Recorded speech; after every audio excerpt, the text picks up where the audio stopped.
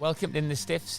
Thank you very much to our sponsors for Series 2, Budgeon Motors. Been established for 40 years, best car dealership in Shropshire. Debatable.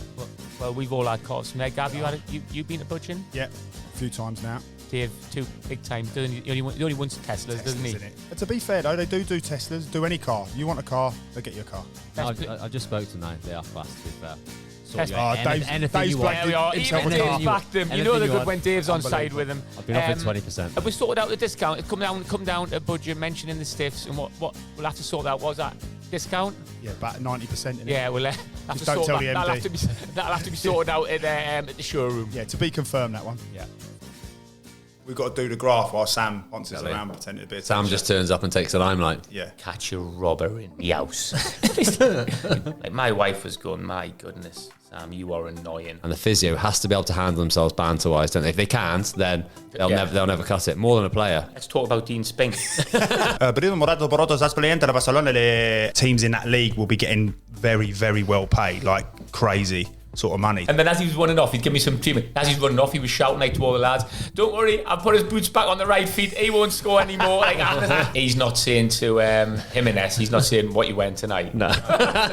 Physio at Shrewsbury. Rach. Tough environment, wasn't it, for Rach in a sort of alpha male, and they were like lads then, wasn't it? Yeah. We're doing this five-a-side. Mick is like proper into it. He hates losing. What about a club doctors? Do you have much to do with club doctors? Because loads later on in my I wouldn't mention any names, but when you just had a 2-week holiday in Iron Apper, I think a lot of club doctors were getting phone calls after that, weren't they?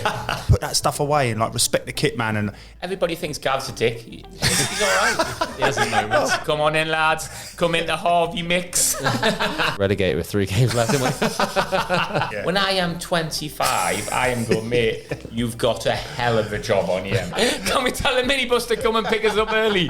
Ran again and stood and he went, "What was that?" And I went, "Oh, nothing, Tone. No, nothing like that." Sam's like some kind of cool philosopher. Yeah. Welcome to the latest episode of In the Stiff, sponsored by Budgeon Motors, best car dealership in Shropshire and Telford. And we're going to talk a little bit about some people who are behind the scenes. Because I think we've talked a lot about some of the superstars, some of the players, some of the managers. We're going to talk about some of the unsung heroes. Just before we start though, lads, had a good week? Dave? Busy week. Right, hold on a minute. Busy. What you two say busy? What have you two been doing? Because I'll just give a little insight into our lives here to the listeners. So tomorrow, Gav and Dave are meeting for lunch, then going for a couple of drinks. Now they did ask me, and I said, "What time?" 12 o'clock Friday. And, "Sorry lads, I'm at work." And he went, "Can you make Wednesday?" "No, I can't make Wednesday either, lads." It's 12 o'clock. Working lunch, mate, innit? It's working lunch. It is. What? 12 till 4? Yeah, 12 till 4 in the morning. 2 bottles of red wine. 12 till 4 on Saturday morning. Brilliant. Now, working lunch, mate, innit? Yeah, it is. Lots of things to sort. We've got to do the graph while Sam ponces around pretending to be a Sam just turns up and takes the limelight. Yeah. Anyway, I had to listen back to the Bridges episode. You've listened to that one, Dave. Dave doesn't normally bother doing the episodes, but because you weren't there, you've listened to that one. You enjoy it? Yeah, really good. Really why good. weren't you there, Dave? A few people have said to me, wasn't Dave there? Everybody's been asking me. I can't remember now. What was it? I had a game. They say to me, "Where was Dave?" I was like, "Why do you care? Was it like you even bothered?" It was right. It was in the middle of the summer. Well, early summer, wasn't it? Did you have football? Didn't you? Yeah, I think I had a game. I can't remember. Someone said to me, I thought Dave was there. I thought Dave was there till an hour through it. You weren't co-commentating. No, I think it was. I think I was playing. I think. That was when he was with. But it was. But the podcast was. It was really good. I was just saying my favourite bit was when he spoke about David Batty. You relay that story again, Sam. Oh, it's the funniest. I can't remember now. So yeah, all the Leeds lads are sitting down talking like what lads do, same as what we'll do. What would what would be the one thing you would like to do? And some of them are like, I don't know, Layboy Mansion, I don't know, go on holiday. And David Batty went, "What I'd like to do is catch a robber in me house." Pardon that? I'd like to catch a robber in me house with me mates and put him in the garage for 2 weeks. Torture him. All the lads are sort of going, Batter, let's give Batter a yard here. He's got a few issues. Not fair to go to Disneyland for 2 weeks, Batter, or anything like that. Nah, it's going to get a robber and just hold him hostage. Yeah, listen to it back. I have to apologise as well because I was excited, and a few people mentioned it on social media. I was excited, but I just didn't stop talking. Like my wife was going, "My goodness, Sam, you are annoying." She's only telling you what we've known for years. But you had a few drinks, though, didn't you? Yeah, we hadn't had that. We started early. We started early. We got there, didn't we? And Bridges mate's pub, and he's just got us a pint straight away. It didn't go down well because the whole strip is full of boozers. And then we went into his mate's pub and he went, I'll take you over to this place across the road. It's a bit quieter. It was another pub. So we were in this pub that is basically no one's in there, and we just started drinking. Obviously, that was it then, wasn't it? We didn't really have a choice, did we? And then, to be honest, we carried on drinking afterwards with Bridgie. Bridgie's got picked up about 7 o'clock, didn't he? 7:30. Me and you were sort of like weighing it up, weren't we? Because we're in the middle of Whitley Bay. Yeah. 10 minutes from Newcastle. It's 7:30. They done well to get us on the minibus. Me and you were looking at each other. Fortunately, we had wits and we had the drive and all that there. Because me and you were looking at each other and I was like, I'm not leaving. We were weighing up whether it'd be worth it and whether we just deal with it tomorrow, weren't we? We're doing we'll worry about it tomorrow. But then the next morning you give him Wits a ring, say thank you. Oh, thanks. Yeah, so much. he did well, Wits, didn't he? Well, we have to say, not thank you to Wits, thank you to Wits' missus, who was kicking right off. Becky was making sure he got her. But it was brilliant, and how well does he talk, by the way? Oh, really good. Really, Funny, intriguing character. Yeah. It's good. What about when he said as well, he got offered like 2.5 million, like insurance, and I thought, ooh, Yeah. take it. Yeah. I'd have gone, no, I'll make more than that in my career. You know, I didn't. You know when they were a quarter away through the sentence of asking me whether I'd take it, I'd have just cut them off. Would you take 2? Yeah. I would. Well, your answer was, no, I'll take it. Listen, no, whatever that is, because it started with a 2 point something. I was going to say 200 quid, yeah, that's fine. I'll do it. Whether it's 2.1 or 2.9, you take it, either or. What about British team, Dave? Did he hear British team? No, I think it's the end of it. Oh, he hasn't listened to it. Why pretend he's listened to it? You're always blagging. His team was, God, who's in goal? Robinson? Shaka Hislop. Shea Given in goal. Yeah. Jonathan Woodgate in defence. So Rio Ferdinand on the bench. I thought that's a big one. Big call. JJ Kocher in midfield with Harry Kewell. He loves Harry. So not a lot of creativity in there. Yeah. And Shearer, wasn't it? Alan Shearer, centre forward. It was a good That could be side, the best that one. line, It's got to be close, isn't it? It's Because not Ben Daves, though. Ferdinand on the bench. Who else did he say? He said Gary Kelly on the bench for banter. I would say it's up there with Dave's, Connor's and Joe's. That's right in the mix, that one. Joe did- Hart's team. Yeah. Remember Joe Hart's team? No, Joe Hart's team the one with he, Joe. the one he did on air is being nice. The one away from air, some of the names he was I was saying. going to say Joe Hart's team was the worst team I've ever heard in my life. It was Joe Hart, you, Gav, Tolly and Edwards in midfield, me centre forward. Yeah, I've misread that one. That was terrible. That was a terrible one. But that's a joke, innit? Imagine playing against that 5-0 team. Outrageous. But what a guy as well. Like you say, jokes aside, the integrity of turning down that money because he wanted to continue playing the game he loves that's next level, isn't it? Mental. Because you never know, do you? Like, I know we joke, but you'd like to think that you back yourself to go, but He messed up, didn't he? He said for Carlisle and $2.5 for 3-year contract. Yeah, what a guy though. What a guy. I tell you what was funny as well, the last episode. I loved the last episode, but again, your wife said I was really annoying in that. So I was just too excited. But we know the one we did ourselves 2 episodes ago. It's because at the end of it you wanted to set up an OnlyFans. I probably shouldn't have said that. But the Van der Cow went out well, didn't it? Of course. Yeah, there we go. Right, anyway, this week we're going to talk about some of the unsung heroes. I think Before we get started, can we just, times have changed a little bit, and they, me and you having a glass of red here and not... Just a little one for me 'cause it's school night. Tiny one. Civilised, didn't we? Well, yeah. Come a long We've got way. any cigars? Yeah. I'll get them out now. Go on, sorry, you were saying. So I don't know where you want to start, lads. I mean, I was thinking more physios.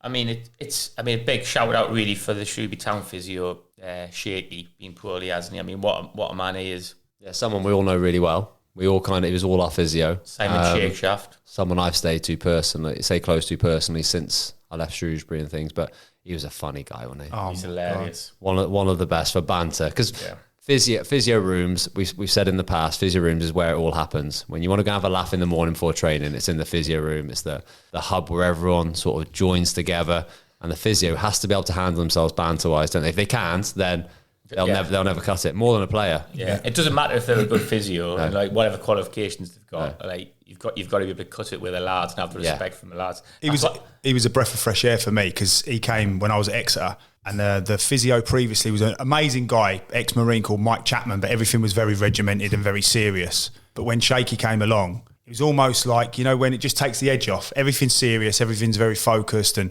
he just took the edge off. And you knew if you were injured, of course he was going to work you and, respect for his work, but he was also there to put his arm around you, wouldn't he? He could talk you through it, and he was great like that. I think I told you that story previously about when he was saying we're going swimming today, but we've got a bit of a stop to make, and he took us to the pawn shop. And the things, I was a young lad, the things I saw in there haunt me to this day. Buy anything? Didn't see, a couple of things, yeah. Some of the things in there I hadn't seen before, and I was like, and he was like getting things and that, like whacking me on the head and stuff with it, and I'm sort of like all embarrassed, and he's going, "You all right? Yeah, I'll get one of these, take one of these with you," and just little things like that. And then we got in the pool and all of that, and obviously everybody's there and he's making jokes. He's a great character. Top physio though, wasn't he? Very good.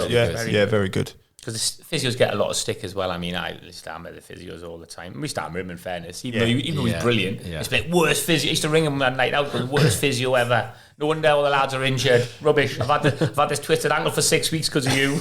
He received it all so well, though, didn't he? Like that's the difference with a lot of the physios. Some of them take it to heart a little bit and they distance themselves from the group. He didn't, did he? And he can give it back. Give as good as he got. He was sharp on it. Yeah, he was clever. He was a clever man when he was good. Yeah. So he's too quick for the lads, wasn't he? Yeah. Just to flip it from talking about good physios, let's talk about Dean Spink.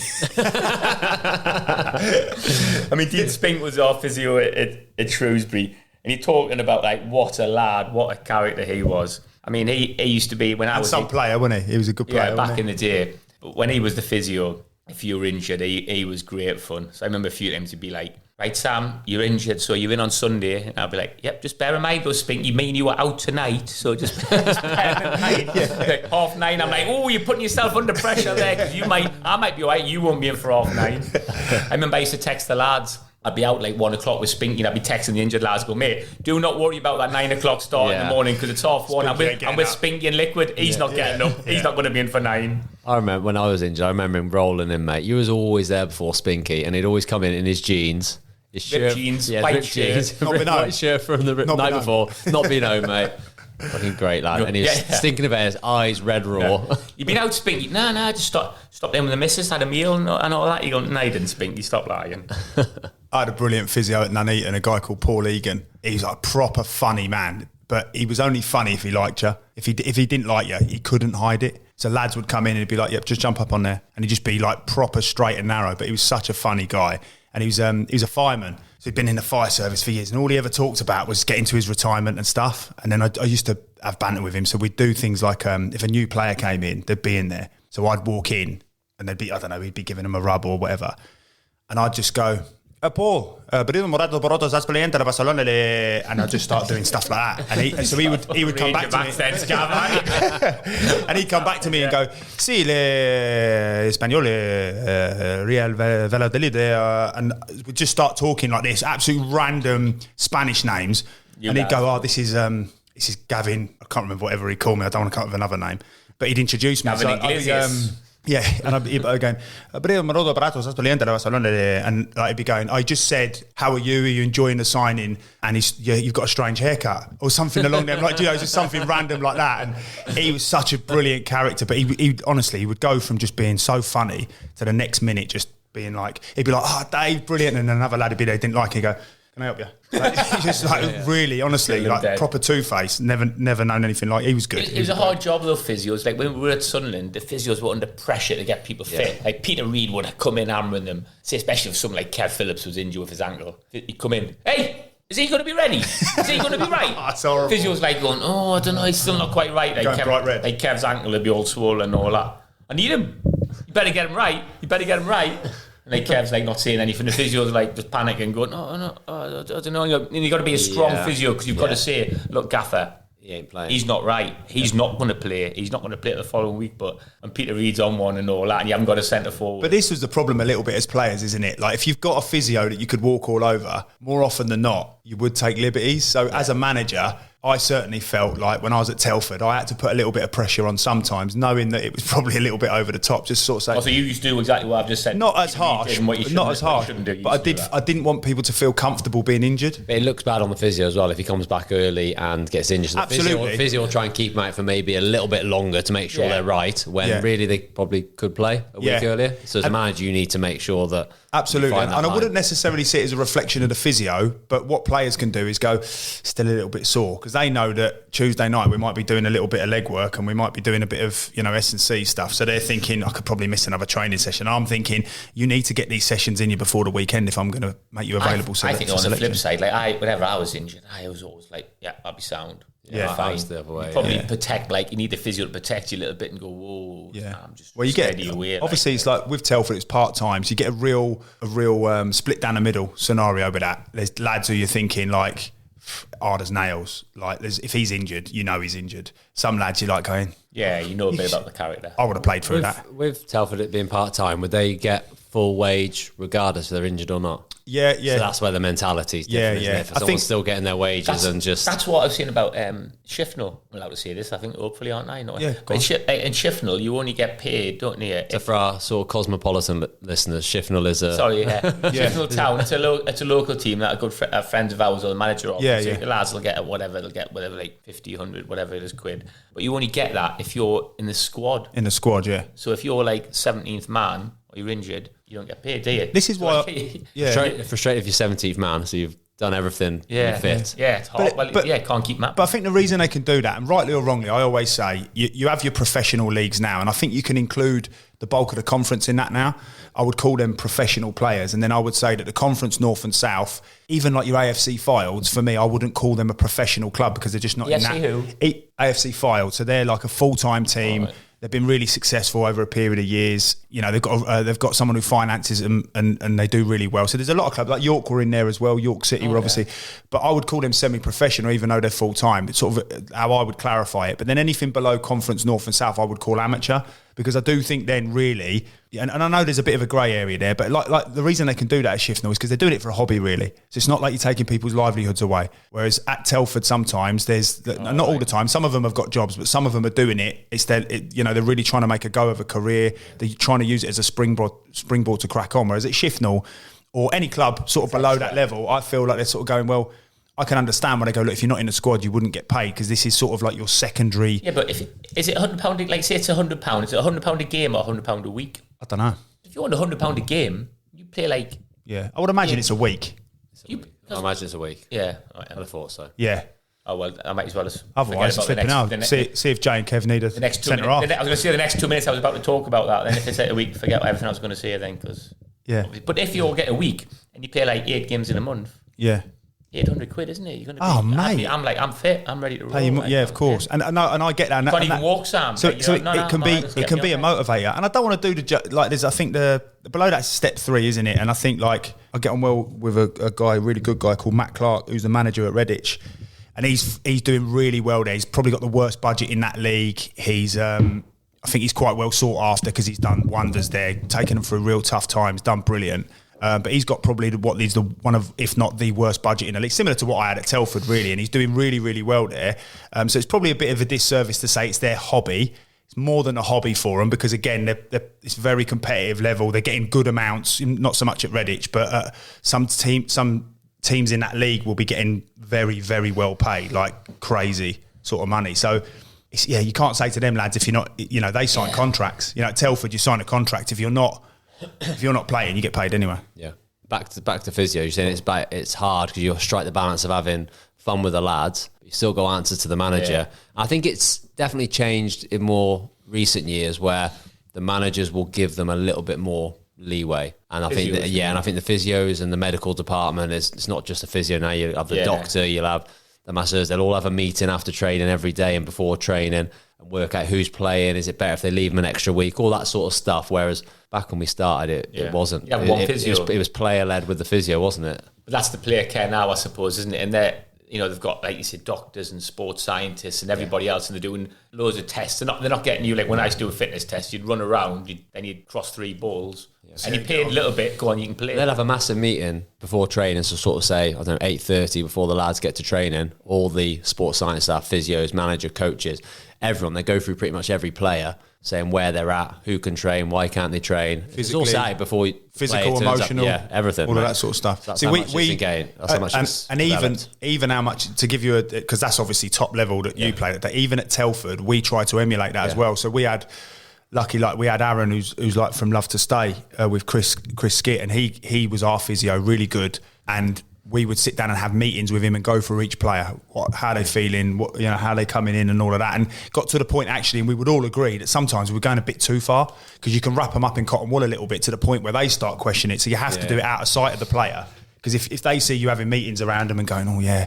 he looks a bit tentative and he's had a tough week at work and, all of that. That's when they can sometimes start finding excuses not to quite get to that ball to make a tackle or get a crossing. So see how far it's come. Even at that level, they're introducing it. Yeah. Well, I certainly tried to. Modern day, I can't imagine when we were first starting. Imagine Spinky coming in having a meeting with the managers before to see who can train and who can't. Remember Les Parry, you become manager at Tranmere? Yeah. He was the physio at Tranmere. And I said I failed a medical at Darnley, and I remember Les Parry, and I said, I'll be honest with you, I failed a medical. And he went, how many games did you play last season? I went 40. And he had a look at me knee, and he was like, you played 40 games last season since you crucial. I was like, yeah. He went, sound then, you can play, you're fine. So he signed me. He was.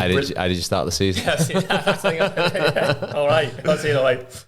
Injured after 2 games. Yeah. No, I didn't. But then Les Parry, go on. All right then. It's hard to sort of get. Yeah, that's good though. It's probably a good, nice little lead into Skitty. Yeah. Sorry about that. This is the promo. Sorry about that, listeners. Wits, we've paid Wits for this series. Now he thinks he wants to speak on the show. Can someone get Wits a microphone? Flipping heck. That Les Parry. Anyway, I remember one time he was physio at Tranmere, and I'd scored 2, and we were winning like 2-0 or 2-1, and I've gone down injured, and Les Parry's run on, and he's gone, I thought there must be something the matter with you. You scored 2. And then he's like, and then as he was running off, he'd give me some treatment. As he's running off, he was shouting like to all the lads, don't worry, I've put his boots back on the right feet. He won't score anymore. Like, I think, like, you just can't imagine these days. Like, you can't imagine at Wolves, like, them coming out with stuff like that now. Like, just hammering you, like, on the spot. I told you that. Where's Spinky as well? Like, what went tonight and all that when he comes on. That's just, like, I just can't imagine. I don't know, Dave. Does that even happen? No way. Not all. They come on, so they're coming with physio. The doctor will usually come with them. They've got the headset on that they'll relay information back to the sports scientist and the other physio to let the manager know what's going on. It's just all high pressure. Quickly, they need to know what's going on. The manager does, and it's just when the Wolves physio comes on, he's not saying to Jimenez, he's not saying what you went tonight. No. Football's boring now. Yeah, it's gone boring, mate. It's gone. So what, like with the Jose Mourinho then, obviously he had the female Jose, did you say? Is that what yeah, Jose in Newcastle. Which one? Are you calling him Jose? Yeah, Jose. In Essex, what do you call him, Jose? Jose. Wait, are you all right? Are you bowing out? Are you trying to get involved? I'm quarter Portuguese. I'm quarter Portuguese, though, aren't I? So Jose Mourinho. What are you going to say? Sorry. But yeah, what was the situation there with was it his physio or was she a doctor? Do you remember that? She was a doctor, yeah. Yeah, I don't actually, after all this time, I don't actually know what went on. I know he was going ballistic. Did she run on at the wrong time or too early or did it... I don't know. I think we'll have to check this. I'm sure it was... She said he had to... She said the player had to come off, was it? Yeah, she ran on. Oh, okay. So, she ran on when... So that meant the player had to come off, didn't it? Once the physio comes on the pitch. Right. I never knew, up until then, I never really knew what the problem was. We talk about diversity. Comment on that because I don't really know enough about it. We talk about diversity in football and say we all had Rachel Greenley as our physio at Shrewsbury. Rach. Tough environment, wasn't it, for Rach in a sort of alpha male, and they were like lads then, wasn't it? Yeah. And it wasn't like now, it was unusual. Like you still used to get the wolf whistles and everything coming on there now, which obviously doesn't happen anymore, but it was a bit of a shock, wasn't it? She was tough though, wasn't she? Yeah, she was tough. She flippy, you wouldn't mess around with her, would you? But you look back now and you think, dear me, you wouldn't be able to get away with that now, would you? I see her recently at a Stoke under-23s game. She's working for the Premier League, Rach. Just heard this voice behind me going, what are you doing here, Mr. Cowan? Turn around, Rachel stood there, still scares the life out of me.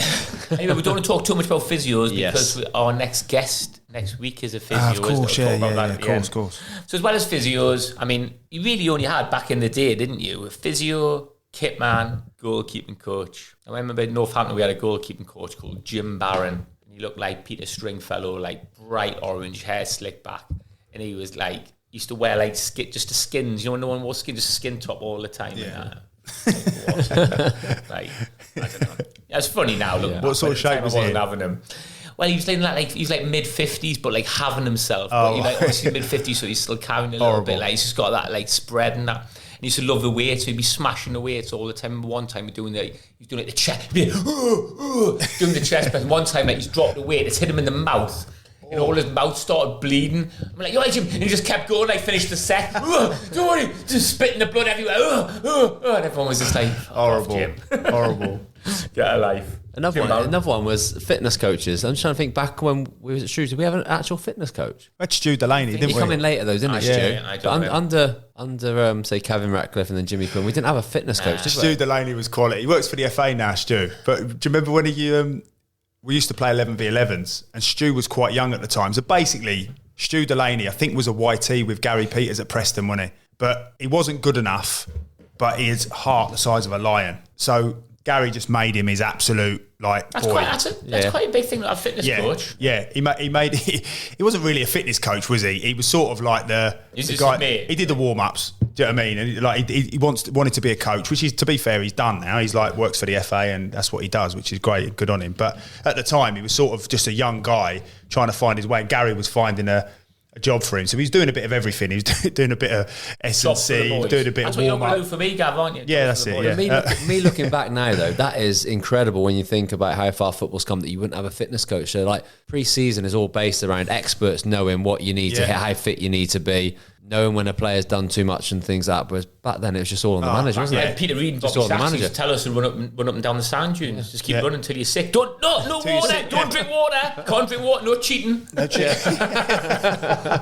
It's mad, isn't it? Like, to think back then. But Stu was brilliant. We used to play these 11v11s, and we used to go mental at him because obviously we'd play him and he'd be like right back. So whoever was playing left wing, his heart was like, it was everything to him. Oh, mate. He was like into it, and Gary Peters was going, "Go on, Stu, nail him." So he'd be like jumping into tackles. He'd be the best player every 11v11 because we're all sort of like just trying to get through it, looking after ourselves a bit. And he'd be throwing himself into tackles, running up and down, pissing sweat and everything. And we'd all be just going, "Stu, relax, mate." Turn it in, Stu. Yeah, relax, mate. And he used to crack me up, but he was always good because if we had to do a little bit of running, and like Gary Peters, if Mick Wadsworth went in, we'd get in his ear. We'd be like, "Stu, come on, mate. Like, we're going to get injured here if you're not careful. Like, if you keep running us, like, we'll end up with injuries." And then you'd have people like Tolly and that getting in his ear, "Come on, Stu." And he'd be like, "Look, we're supposed to be doing 15, but if you do it properly, we'll do 10. And we're going, "Do you really mean 8? And he'd go, no, 8's too, like, it's not enough. So we get to 10, and no matter what, he'd just cut it off. The thing is, like, any of that backroom staff, though, if the gaffer's not there, like, you're the fair game on. Yeah. If the gaffer's there, and because they're different, aren't they? A lot of the time, most of the backroom staff I played with, if the gaffer wasn't there, they'd be different. When the gaffer was there, like, we used to have like Ian Sampson, Northampton, and he'd be like, "Right, do that." We go, "Hold on, the gaffer's here. Sam was having a right go. Don't worry, the gaffer's not in tomorrow. Sam will toss it off and do a 5-0. Used to be hammering them like that. But we had, like, with Stu as well, the other side to him was Gary Peters was watching one, and we were doing these pitch runs, and Steve Leslie was next to me. And do you remember Lesbo when he used to do his running? I mean, he was a joke. He gets some mentions on this podcast. I bet he's had a move off the back of this commission, podcast. And he sorts me out a few quid, doesn't he, when he gets a mention. But he was a joke running when he Lesbo. Like, he's the best runner I've ever seen pre-season. Him and another lad I was apprenticed with, Pete Smith. But we started doing these pitch runs, and Lesbo's decided to go off. So I've just got my arm across and elbowed him in the throat, and I've gone, "Mate, what are you doing? You're not running off." He's like, "Well," I was like, no, we're all staying together. Like, You've told us this. You're not mugging us off. But obviously, it took a while anyway. In the end, it got embarrassing and he just went off. But Stu was on the side going, let him go. And I was going, "All right, Stu, fucking turn it in, mate." Yeah. And he was going, "Let him go. Stop trying to hold him back." And he wasn't mentioning my name, but "Stop trying to hold Lesbo back. Lesbo, do it for yourself." And I was going, "Shut up, Stu." Like, but yeah. You talk about when you said Stu Delaney joined in training. Yeah. We had my first full pre-season at Wolves under Mick McCarthy. We went up to Scotland, and this is the only time Mick has ever joined in training. The only time I've ever seen Mick McCarthy. And we were a number short, so Mick said, "I'll play." I was like, "Oh, fucking hell, never seen him play." I know he's a good player, but he was hard as anything, wasn't he? And we also had a physio called Alan Peacham. Everyone used to call him Peachy. And we're doing this five-a-side. Mick is like proper into it. He hates losing. Like, the lads are not that arsed in training, but Mick absolutely hated it. And Mick's got the ball, and he's running up the line, and the ball has maybe just gone out by about half a yard, if that. Peachy, quiet physio, just walking around the side of the pitch, just checking the train. He's like, "That was out." Oh no, everybody's gone. Yeah. And Mick's like, "What?" And Mick goes, "Yeah, it was out." Mick picked up the ball, went over to him and volleyed the ball at him. "Fuck off, Peachy!" But not joking, he was seriously laying into him. Poor Peachy, mate. felt so sorry for him. He just kind of like skulked off in the corner. In seriousness, though, what is he thinking? Yeah, I know, he's misread that. What he should have done is Mick McCarthy cut inside, smashed it in the bottom corner, which I'm not sure he's capable of, and then turned around. Was it out, Peachy? No, Gaffer, no. But the way he just casually is like, that's out.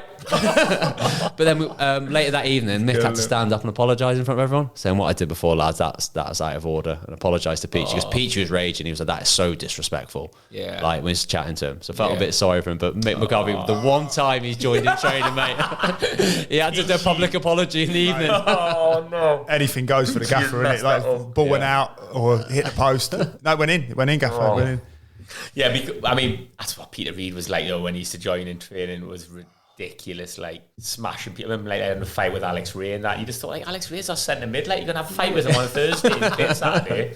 He was horrendous with that, like, but all the... if Peter Reid played, like, he'd just be getting a free pass. Like, free kick for the Gaffer. We'd be like, oh, there's a shock. Yeah. There's a shock. Have some bollocks. Give a free kick against him. It was the same with Noel Blake. Noel Blake, when we were at Exeter, he was a player assistant manager at the time. And obviously, anyone who knows anything about, please Google Noel Blake. He was like voted hardest man in Football League in 1988. Yeah, just a machine of a guy. And absolutely one of the loveliest human beings on the planet. But when it comes to being a competitor, flipping it, but mate, it was embarrassing. He used to get the ball, and he wasn't the most technically gifted, Blakey. He would That's generous. He was terrible. Yeah.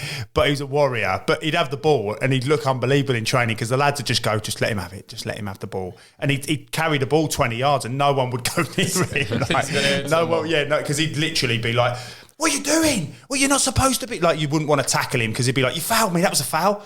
That was it. Like Kez, yeah. What, yo? You moved.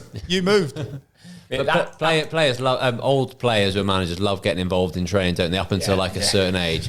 I look back after we've seen some footage this week of our old team in the conference, and I think our manager at the time, Jimmy Quinn, was 44. And he must have seen us in training and think, I'm better than these lads, so I'm going to join in. Then I'm going to sign myself up.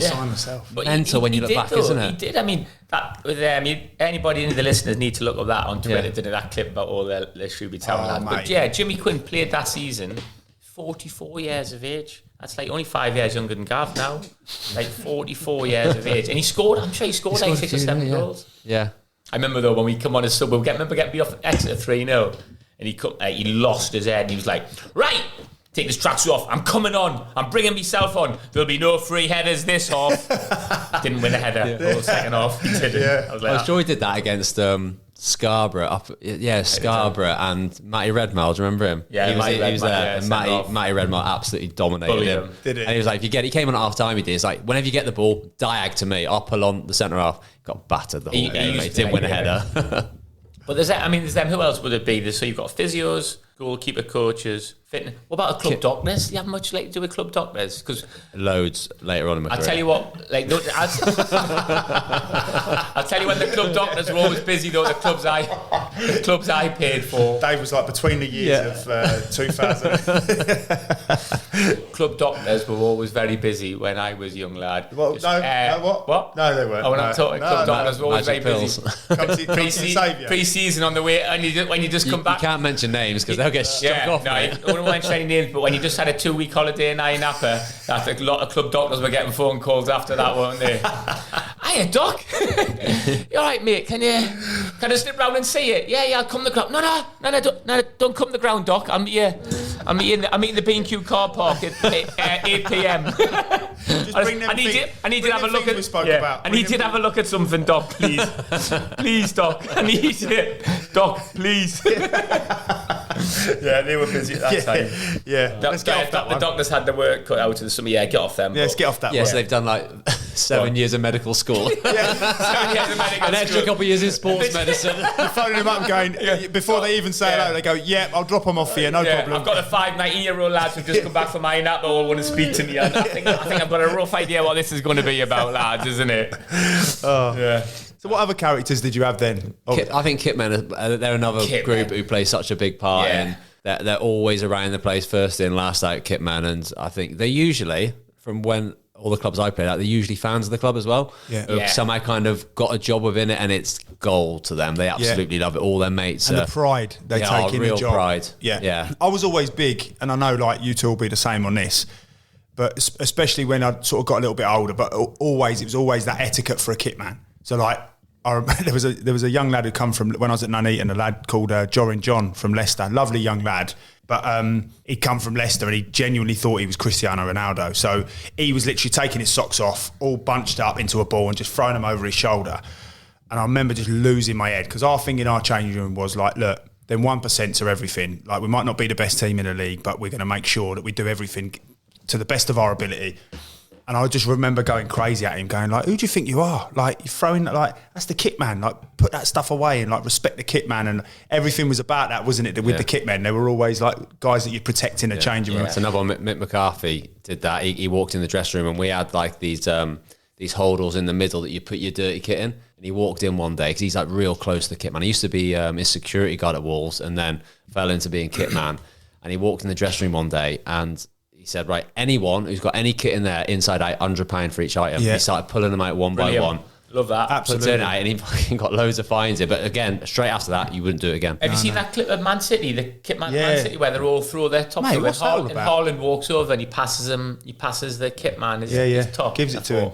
Class that is. But I can honestly say, most of the changing rooms I was in, there was always that respect for the kit man and make sure you do it right. But there's a couple of them, like I wouldn't. That's one thing I wouldn't have. Mugging a kit man off. But like we did for Bandit, so I used to try and hit the kit man with my slips. Yeah. That in the face, me slips just hanging off his ear. Yeah, after 94 minutes of football. Well, not 94. I'd normally been somebody. 85. That's not what he envisages for life in football, was it? Sam's just threw his slips. We had a great one when I was at Nuneaton. We had a great one. Daryl. He's a brilliant kit man, and like, you know, just the detail of what he did. So you had everything where you wanted it in your place. I used to like my little bottle of water just there as well, and everything. Just put my shin pads on the side. I used to do everything different for every player, get it perfect.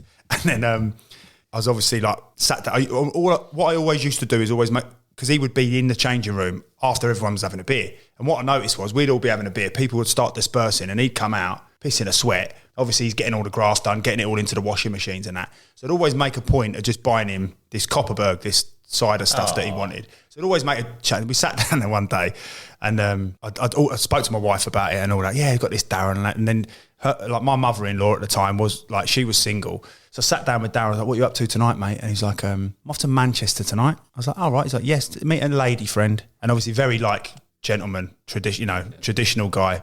So I was like, brilliant. I said, it just literally came into my head and I went, tell you what, H, because I used to call him H because he looked like Hannibal from the A-Team. So I'll tell you what, H. I said, I've got one for you. My mother-in-law's single. And he was like, oh, right. So anyway, you can imagine now, got them together. They met up. He's all over it. They met up. He's all over. My mother-in-law's buzzing. And what are we about flipping 9 years later? They're married now, living in retired together in nice is that Devon. Obviously, mother-in-law can't say a word to me now. I'm like golden because obviously I practically got a husband for her. You said Devon there, didn't you? Devon, yeah. I thought you said heaven. I was No, Devon. Yeah, not for a while, hopefully. And they died in the car crash 6 months later. Not for a while yet, hopefully. But Devon. So you set your mother-in-law up with Hannibal. With Hannibal, yeah. But what Daryl did then, I moved to Solihull and he came to Solihull, but then he got moved to Shrewsbury.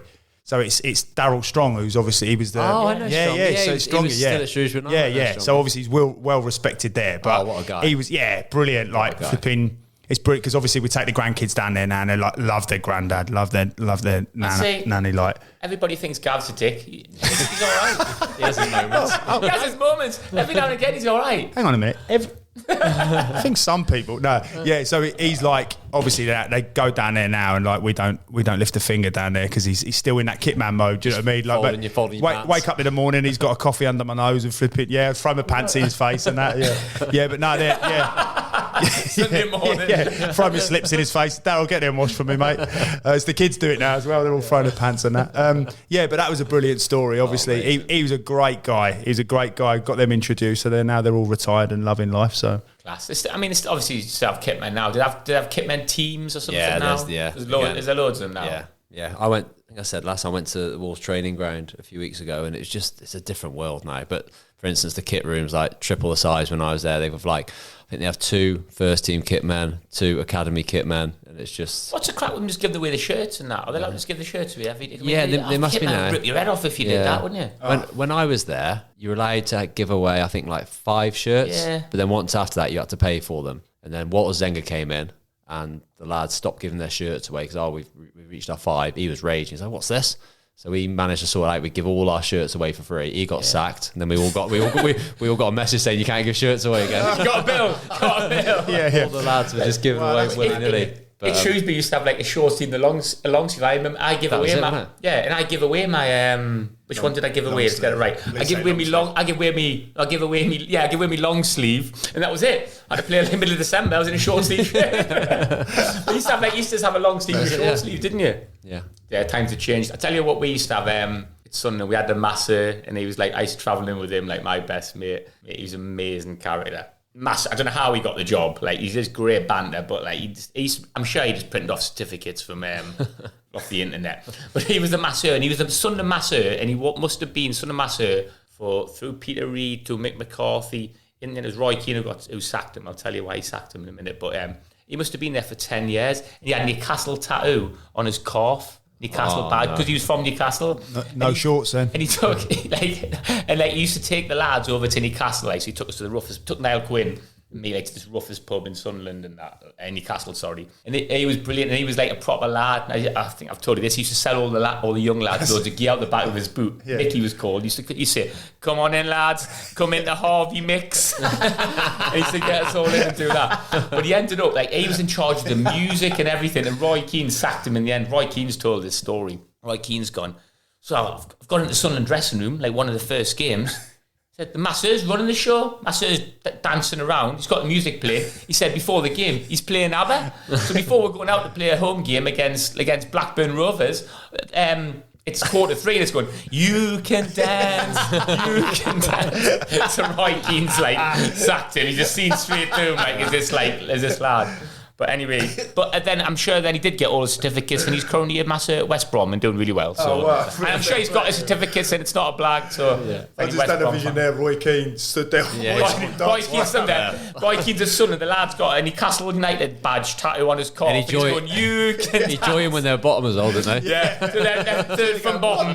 What's going on here? I don't think Roy Keane was entertaining him very much. I'd have loved to have seen that. How did he get on with Roy? Not great, if I'm honest. Yeah, it's not Clash of styles. Yeah. I don't know who else would there be behind the scenes? Tell you, we had Newcastle. Remember Steve Black? The psychologist. Well, he's a psychologist. Roger's brother. Because he's died now, so that's a problem. But, right, sorry. But he did Johnny Wilkinson, and Johnny Wilkinson's talked all about, and he's got a book. Steve Black, look him up on Wikipedia. Johnny Wilkinson talks about many ways, a brilliant mentor. Yeah. And he was like this big, powerful, strong man. And he come in, and he was all about mentality, and he had us all. This was Sunderland, so this is probably 1998, and he was getting us all to sort of relax and not meditate, but be in the zone and mentally prepare yourself, miles ahead of his time. That is miles ahead of his time. Brilliant. But one thing he had though. How did it go down with the lads? I say that's harder. I was just going to say that. Well, it was all right with him, because he was an absolute tank, Horace Neal. He used to run all the doors in Newcastle and that. Right. So he was like, "Right, we're going to try a little bit of meditation." Like, "Yep, no problem, Blackie. It's absolutely fine." Anybody got a problem with that? No, that sounds absolutely great. But you had, what's it called, where you fall asleep all the time? Narcolepsy. So he used to tell us the stories, but he just fall asleep all the time, when he's driving and that. So obviously he'd be sitting, he'd just be driving along, chatting or whatever, just in the car, and then next thing you know, you'd wake up, you'd be through a wall. Oh my God, what? He's a fascinating bloke, he was. But I've got his book. I put a picture of his book up there, because he's class. But yeah, he's psychologists. Sports psychologists or something. Because they came more in later in my career, and you just see, as a group session, it just doesn't work. There's lads who just switch off to it. Don't buy into it even now. Not at all.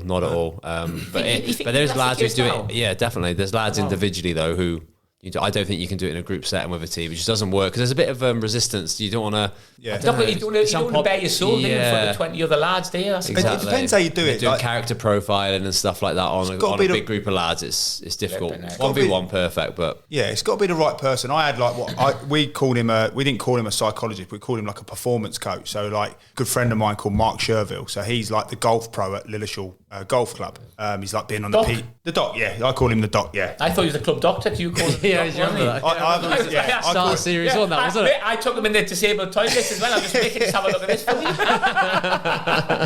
you. So I call him the doc because he makes everything all right. So I don't know where I just started calling him the doc from nowhere because he makes everything better. Yeah, we shouldn't do because it was embarrassing for me. Yeah, sorry, mate. Yeah. He loved it. Yeah, but I brought the doc in because he's a golf pro. He's been on the PGA Tour for like 20 years, on and off. Real colourful guy, but really he's a brilliant friend, amazing friend actually. But he's very much into mindfulness. He's very much into a different way of thinking. And I think he was a brilliant acquisition for me. And like, obviously it was a little bit, not revolutionary because it was in there, but obviously at Telford, they're not doing that sort of thing. So it was a big thing for me to convince the chairman to say, look. So you were trailblazer. Well, yeah, I wouldn't go that far, but to convince him that someone like the doc would come in to speak to the players. But then obviously when you'd speak to the chairman and people like that, then they would just feel him in and around the place and get a feeling for what he was about. And what he would do is we'd be in the lecture theatre at Lilleshall and I'd do analysis. And then I'd bring him in and he'd sometimes do things. And he would do brilliant work that wouldn't necessarily be two-way. It wouldn't have to be it'd be rhetorical. So there wouldn't have to be an answer to it. But he would do things where people could sit there and have a think about it. Because obviously when you're part-time as well, you don't get that opportunity to do the one-to-one stuff. But then what he would do, which I thought was brilliant, and we would talk about it quite in depth, is during training, he would pull individuals and not take them out of training, but he would walk in and amongst them and he would do it in a real subtle way.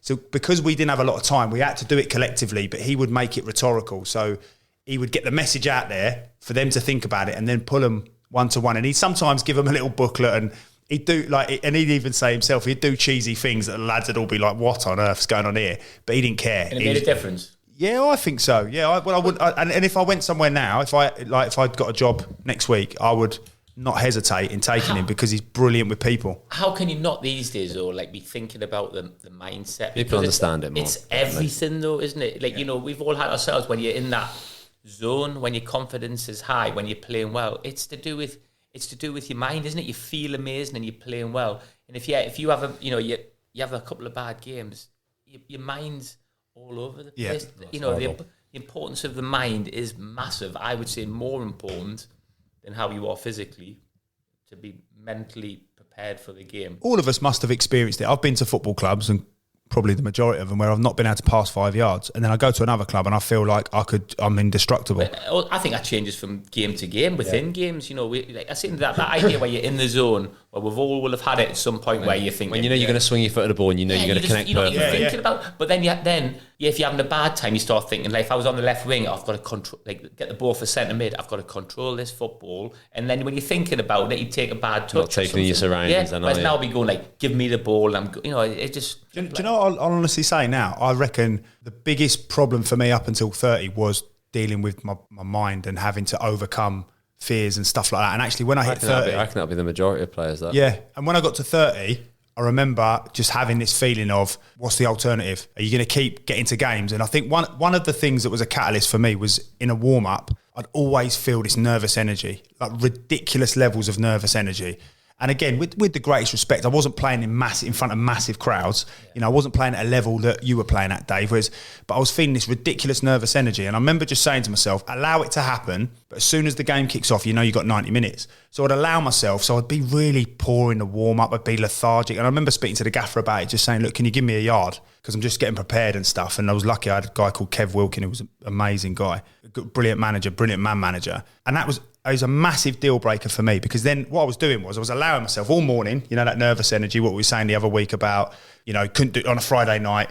Be quiet, there's too much noise. And then on a Saturday morning, it's like I'm preparing, I've got to get ready and everything's by the door ready to go. All of that relaxed a little bit, even though the routine was still there. But then what would happen was, as soon as that whistle would go, genuinely, I'd be stood there, like everybody's sort of congregating and the referee's putting the ball on the spot, on the centre spot. And I'd literally be like, I'm tired, I don't want to be here.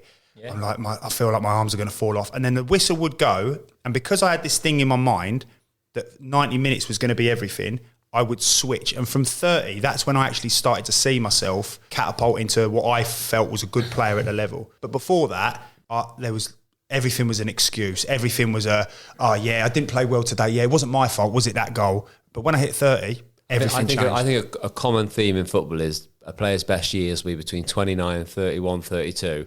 It's not because that's what they call their peak, but I think it's when they understand the game the most, understand their mind the most, and it's before your body gives up. Yeah. So at 32, 33, 34, your body starts to give up on you, your mind's still fine. But those 2 or 3 years, I think, is because you understand how to get the best out of yourself. And I think if you ask any footballer, or ask any of us now, I would love to be 21 again, but have my mindset now. And you will not find anybody who's like of our generation who wouldn't say the same thing. Because I'd have made 100 appearances for Holland. Yeah. No, but you're right. You're absolutely right. Of course you would, because you'd be able to handle it better. You'd cope with things better. You'd feel nervous, but you'd be able to cope with it. You wouldn't be intimidated. And, all them other things that you struggle with in your early 20s. You embrace those. You'd be like, you're just a different person when you're our age, and it's to be the perfect. That would be the perfect storm, wouldn't it? To be a 22-year-old lad with the mindset of a 40-year-old person, well-rounded person who's experienced. And it's obviously all hindsight in that, but you do look back, and I have tried to sort of dissect it a lot in my brain, like why did I feel like that, and why was it such an issue, and why couldn't I just? But that's just experience, isn't it? And that's just understanding, and then you get more confidence in yourself. But I found myself at 30 years old, and specifically, I remember being 32 and just feeling at that level, which I think was the conference at the time, just feeling indestructible and playing teams in the league that I felt like I could play at, that I just thought. But that was that you were okay to do that at 32. Is perfect for you, because you're not relying on your physical, like your pace and stuff like that. That's why someone like Ryan Lowe excelled, didn't he, in his like 28, 29, 30, because he had his pace. But say people like me and Luke Rogers, you've fallen away because you've relied on your physicality. Mine was athleticism. So you suddenly, if that's your but you can't super strength, that goes. I try and relay that to, especially when I was at Shrewsbury, I'll speak to the younger lads a lot about it and try and relay it. But I don't think a person can take it on until they're ready. Do you know what I mean? As much as you have good people around you and you can mentor people, I think you find your own way, don't you? And there'll come a point, usually at 28, 29, 30, that it just comes to you. It's hard to tell a 21-year-old now, you need to start thinking like this. Yeah. Doesn't it make it even more extraordinary when you look at the Rooneys and the Fodens of this world, and you think the levels and the standards that they're hitting? They're right. Obviously, we laugh about Wayne Rooney being 16 and strolling into Everton, going, "I'm the best player here." Like, how many of them are? There's, like you say, Rooney, Foot, they're the absolute top ones. I bet even they would say that their mentality is better. As they get, Rooney would obviously be. I always back myself physically. Like that was the way that physically I was never. It was never. But I would just overthink in possession, like with the ball. It was always an overthought. The other side wasn't like I was always like quite excited about that bit, but it was always like when the ball was close and when it was to think about tactics, just complete overthought and nervous and like, what if it goes wrong, and too much information gone in your mind. Too much, yeah. And then all of a sudden, like I say, 30, it changed. But sorry, we digress. But you were talking about psychologists. It's really interesting. Like, it's good because last one we're just laughing and joking. This is really interesting. Go on. I was going to say, my first ever experience with a psychologist was my very first year at Shrewsbury. You'll remember this, Sam, when we were falling out of the league at a rapid pace, and they brought in Nick, I want to say his name was. From a psychologist. Came in with about 10 games to go when we still had a chance. Relegated with 3 games left, didn't we? Do you remember him, Wiz? The thing is, right, as well. Look, but it's again like it's the wrong time. But imagine bringing that. And also like now, if someone said to me now, a psychologist coming here when I want to work with you and the stiffs lads, I would go on, then I'll be interested in what you're saying. Yeah. When I am 25, I am going, mate, you've got a hell of a job on you. Well, what do you reckon? What do you reckon? A psychologist? How well would most of our listeners, a lot of the listeners, if you get a chance, go on Twitter and see that video of you lot. What season was that? Was that the conference season? The conference season. Right, so that was at the start of 2003, 2004. It's on.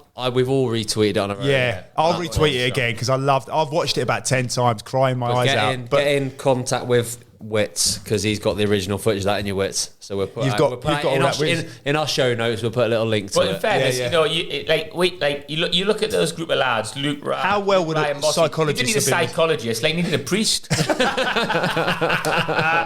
Yeah, and a doctor. And a doctor. The doctor was definitely required. Yeah. The doctor was the busiest man in Shropshire in August.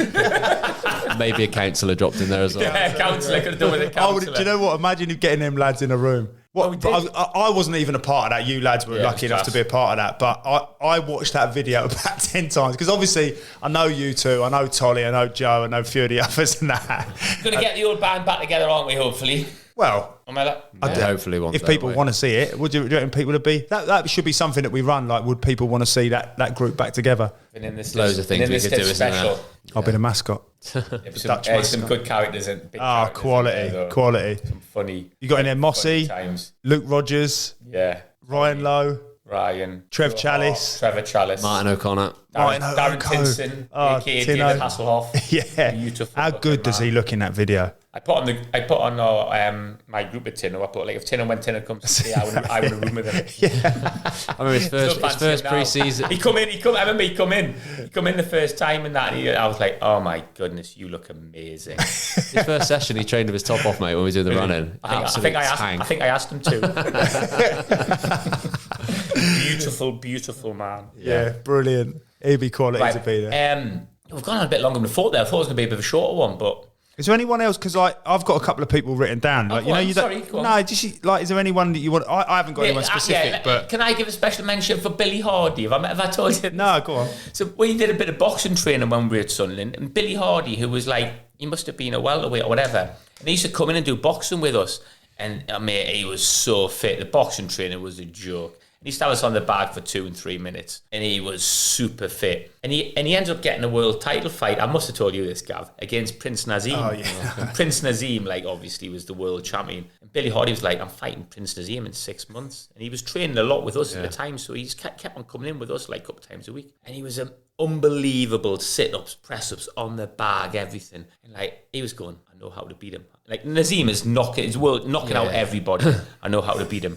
We all just bought into it. I was like, flipping heck, Nazim Hamid does not know what's coming. Like the Sunderland Well, the boys destroyers. lumping on him. Oh, we were all because we were watching him on the bag, and I was like, he's a joke. Like he's hitting his bag like 15 times in like 7 luck, Naz. seconds. I'm just going, oh, he's going to get sparked out, Nazim here. Like, this is ridiculous. So all the lads are like lumping on it. So all the like loads of lads, I didn't go, but loads of the rest of the lads have all gone down. He was fighting in somewhere in London, like 50,000 arena. You'll have to look it up on YouTube. Prince Nazim Hamid v Billy Hardy. And we were like, he's going apps. Billy Hardy is like, and I was like telling everybody, I went, you should see this Billy Hardy. And they're going, it's Nazim Hamid, he's smashing everyone. I went, no chance, mate. Billy Hardy is a joke. He's going to kill him. And Richard Ord tells the best story. He was the Sunderland centre-off. So like they're watching all the pre-fights, so they're all going to the bar. The lads have had a few beers. Said Richard Ord, he's gone to the bar. Like, they've all come and done the ring walk and all that. Billy Hardy's coming on. Like, he's got a Sunderland shorts on. Everyone's going mad. It's full of people who've all travelled down from Sunderland. Billy Hardy's like that. Everyone's going, Billy's going to kill him. Richard Ord tells the story. So they got them at the front. Ding-a-ling, start around 1. So Richard Ord's at the bar. Like, just here's the ring. Here's the bell go. He just gets the drinks. As he's walking back with the drinks, Richard Ord, he looks up. Billy Hardy's flat out, knocked out within like a minute of the first round. He looked up and everyone's gone, oh. And Nazim Hamid's just there, standing with his arms aloft. Yeah. Billy Hardy's just knocked out. I think it was like Let's call the minibus driver again. Bring the minibus. 1 minute, 11 seconds. He's like that. Can we tell the minibus to come and pick us up early? I think he ended up. He's my friend on Facebook, Billy Hardy. So I won't share this bit on Facebook. Yeah. But Nazim Hamid like broke his jaw or something within like a minute and 15 seconds. But we were like, again, it's that levels. Oh, like I've seen that Billy Hardy thinking he's going to kill him, and Nazim Hamid's just absolutely just done it. Nazim Hamid levels he must have. Yeah, we had a guy brilliant. When I went to Grays, it was just a pantomime from start to finish, and I left Shrewsbury, and it was like a 3-year deal, and the finances, I think I've said to you before, were just like too good to turn down. And even Gary Peters was like trying to not get me to sign there. And I walked in there, and the ground's underwhelming. Again, all I could think about was like great security and not a bad level and all of this, because they're obviously doing well at the time. And a little bit of a rocky start with the chairman straight away. My mate had told me it was decent. absolute shocking from start to finish. But they introduced me to a guy called Tone. That's it, Tone. Tone. I assume it was Tone. Alarm bells are ringing straight away, isn't it? Come and look at the main man. Tone. I'll be like, whoa, right, hold on. He comes Cowboy. in and he must be 20 odd stone. But I'm talking, he's like them doors there. He's literally a machine. Not fat, he's a tank. I can't even describe it. I was like, flipping heck. Like, he's a big old lump, like, and you wouldn't want to mess with him. And I was like, oh, nice to meet you. He's like, yeah, he's our strength and conditioning coach, but he's into boxing and all of that. And then you later find out, like, there's bit of stories going around that he gouged someone's eyeball out and all of this sort of stuff. The lads love a story though, don't they? Exaggerate. So this story's he's killed 3 men. This story's gathering pace. But like, although he wasn't fat, he was, you know, what comes with being a big lad, he's carrying a little bit. And you think he's 20 odd stone. So like, he ain't, I'm thinking, how hard is he really? Do you know what I mean? Like, I've had a couple of beers. Let's have a wrestle. I reckon I could get in and out. I'll do him and then get out again. By the time he goes to grab me, I'm in and out, I'm gone. And we were doing. He took us for some boxing and all of that in the gym because they had like a gym upstairs, like a proper old school gymnasium, not like a gym like you think Bannatynes or anything like that, an old school one. And we're doing this thing, and I can't remember what we were doing, but he's got to grab my arm, and he nearly snapped my wrist. I was like, what did he grab me with there? I genuinely thought he grabbed me with some sort of like vice or something. And then I was saying to him, I was going, thing is, Tone, like, you give it all the big one and that, it can't be that hard. And literally, mate, as I was saying it, he jumped up and he'd done a roundhouse kick, and like of 6'5", and mate, his kick went like that and literally brushed my nose. And then he came back round again and stood, and he went, what was that? And I went, oh, nothing, Tone, no, nothing like that.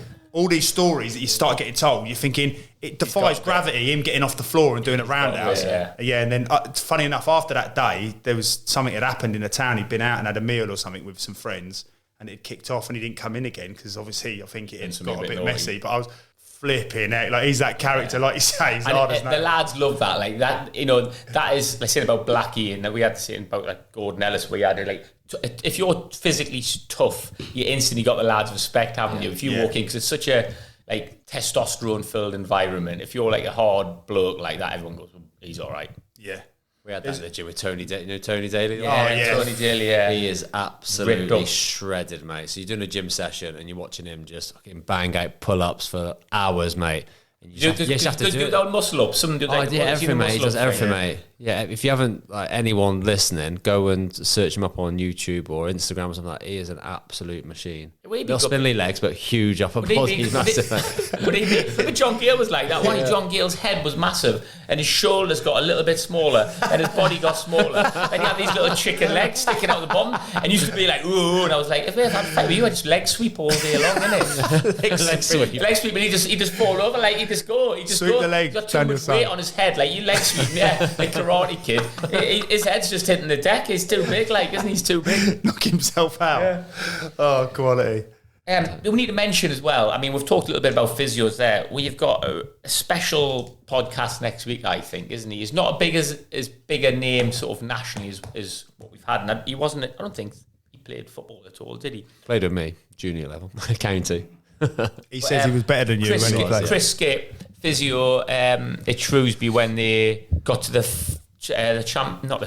League One playoff final, wasn't it? The outlier season, wasn't it? Yeah, and he was a huge part. And he was a huge part of it, and it is fascinating. Obviously, we recorded it quite a while ago now, and I found it absolutely fascinating. If anybody's interested in physiotherapy, sports science, psychology, you need to listen to working inside a football club and not being a player, understanding that dynamic. Everything amazing. All of the positive things that we've said about physio tonight, what they need to be a good physio, he's got, hasn't he? Yeah, it's a fascinating listen, and I can't wait, because it's been a while since we recorded. I can't wait to listen to it. And he also he had some funny stories as well. Like, I mean, I'm not giving away much when he talked about when he was at Ipswich and they were bottom of the league and they played live on Sky Sports, and at half time they're getting beat 2-0 or whatever, and he's doing a silly dance, and he's doing a rondo and he makes someone who's doing a dance, and he's doing the dance, and it's on Sky Sports, and he's everybody on Twitter is just absolutely battered him. Didn't go down great, did it? He sent me a screenshot saying that was a mistake. Yeah. But it's really taken out of context, why though, Shrewsbury did so well. And it's a good, like,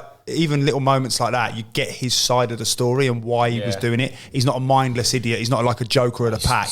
He's very funny, but he's not that mindless idiot. Oh, I don't know what I'm doing. He did that for a reason, didn't he? I think Shrewsbury Town fans will be fascinated to listen to that, because obviously there's a lot of people bitter about when Paul Hurst left, so they'll be really interested. And Skitty jumped ship as well, didn't he? Yeah. The snake. Yeah, we get stuck into him for that. Yeah, but that's a really fascinating listen. Next week. Any special mentions you want to give without stories? Any like good fact? I was made wrapping it up. You went on for about 20 minutes with your one. We ain't done our shit.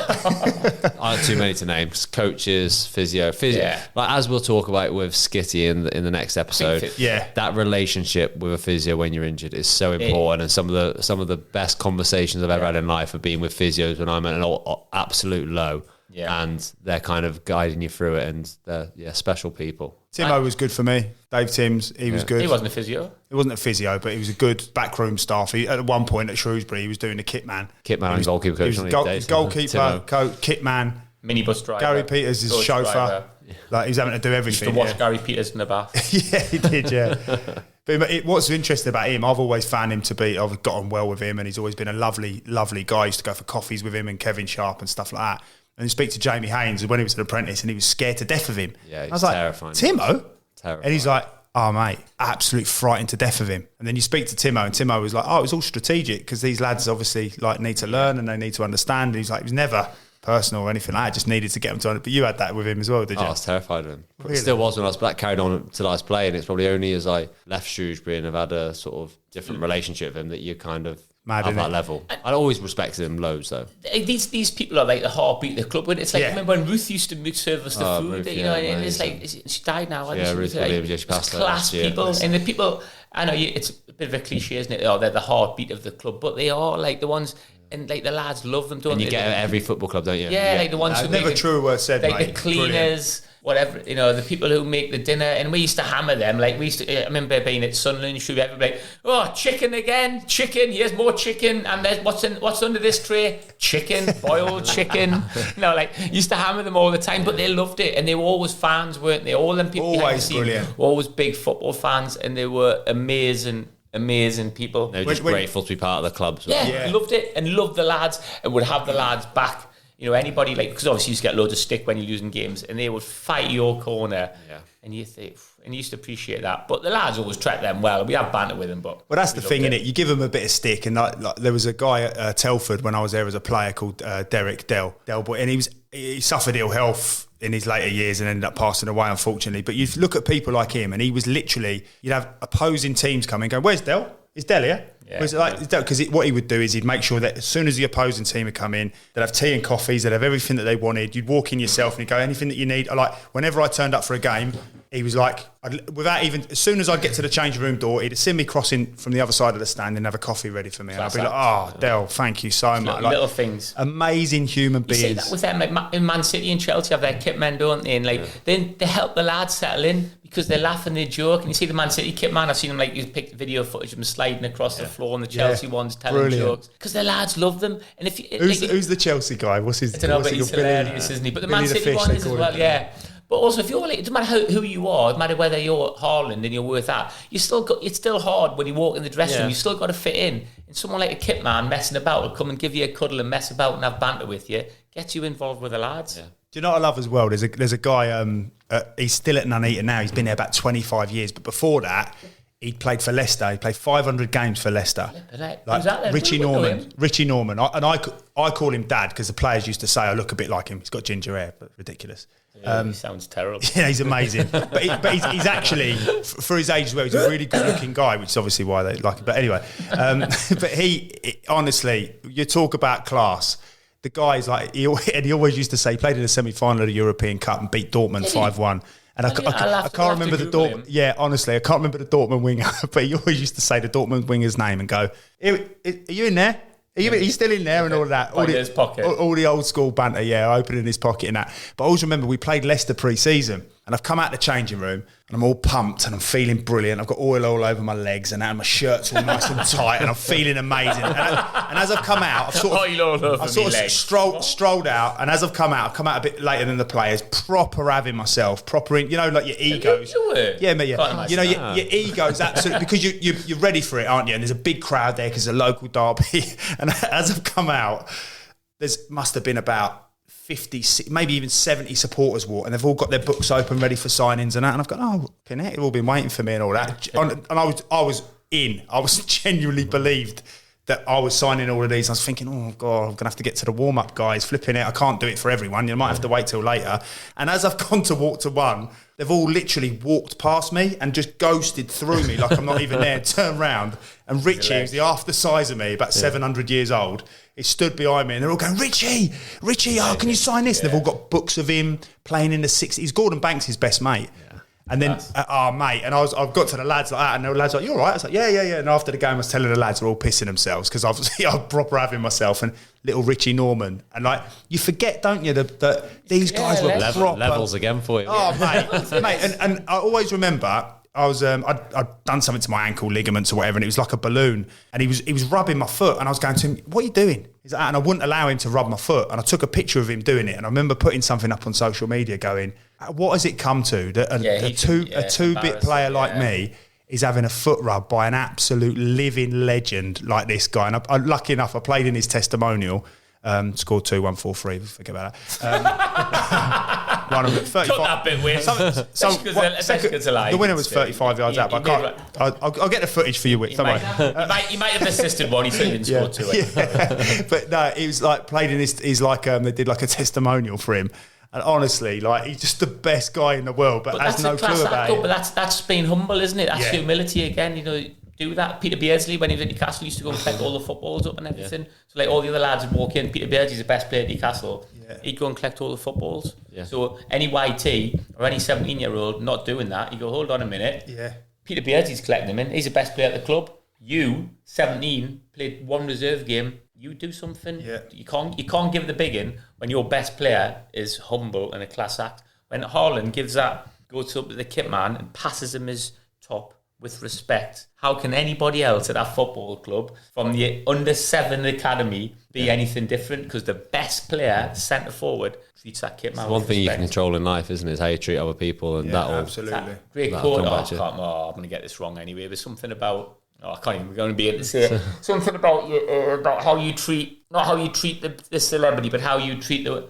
Whatever it is, the waiter or something like that. Trick and treat or something.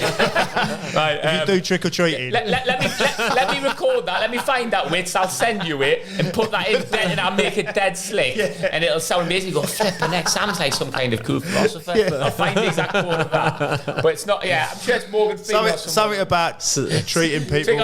Trick or treat Halloween or something, wasn't it? Right, anyway. What a terrible end. Well, yeah. Thanks very much for listening, everybody. Make sure, if you haven't listened to Michael Bridges one, listen to that. The Ryan Lowe one as well, listen to that. But definitely tune in next week. It's a brilliant one with Chris Skip. Amazing. I love it. Because especially for us, we all know, like when we speak to Bridges and all them, we know all those stories. Listening to Skitty's point of view as a physio, I found absolutely because none of us were in that environment when he was at Shrewsbury, were we? Yeah. So we're all just as interested as everyone else. And he gives some real, some of the key ingredients to success about that Shrewsbury team as well. Yeah. Give some right little nuggets of information. Yeah, quality. Not even if you're just a Shrewsbury fan. Nah. If you're a Shrewsbury fan, interested in anything sport, like you said, sports science, physiotherapy, psychology. It's a brilliant, blew me away episode. Right, thank you very much for listening, everybody. What was that? An hour and a bit? Hour and 12. Long one, wasn't it? Is that going to get someone for a gym session or their dog walk, do you reckon? Got a bit serious, that. It was a bit heavy. I think we can cut a bit of physio stuff out, can't we? Well, Wits would have a look at that. Wits didn't like the first bit, did he? So talking too much about the physios, we'd cut that bit out. So just recently, though, you bought a new car, haven't you? Yeah, but I bought Where'd you get that from? Budget Motors. I saw Holly's Instagram. Holly's put it on Instagram. I've just driven it to work there. It's amazing. But I've had to... take it in. I've been car sharing, haven't I? Which is what we all should do, shouldn't it? Help save the environment. I've been car sharing with my deputy.